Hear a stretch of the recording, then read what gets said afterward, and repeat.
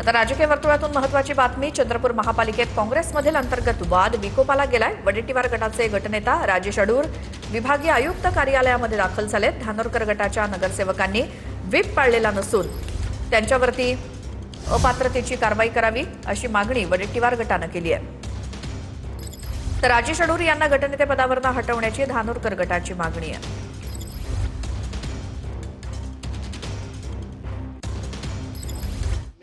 मी प्रदेश काँग्रेस कमिटीचे लेटरवर मी बनले आहे. सपकाळ साहेबांचे पत्र आलं मी बनले आहे आणि जे मला चेंज करायचा होता ते सपकाळ एक पत्र पाठवायचं होतं सपकाळ साहेब, पण ते जबरदस्ती नगरसेवकाला उचलून करत आहे आणि प्रदेश कार्यालयाकडून मला काही पत्र आलं नाही की तुम्ही गटनेते राजीनामा द्या. म्हणून मी त्यांचे 16 लोकांवर पिटिशन दाखल केलेलं आहे डिस्ट्रिब्युशनसाठी आणि सर्व पैसे जोरावर चालत आहे. विधान परिषदची निवडणूक झाली आहे आणि हे इकडे नेता बसून करत आहे. एक दलित नगरसेवकावर अन्याय करत आहे. काय घडत आहे इकडे? विभाग तो दबावत आहे.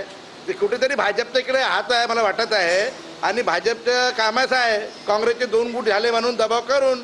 आणि मला वाटतं कमिशनर मॅडमवर इकडे सरकारच्या CMच्या असो एखाद्या मंत्रीच्या असो यांचे दबाव आहे, कारण की मॅडम पण आमचं ऐकत नाही.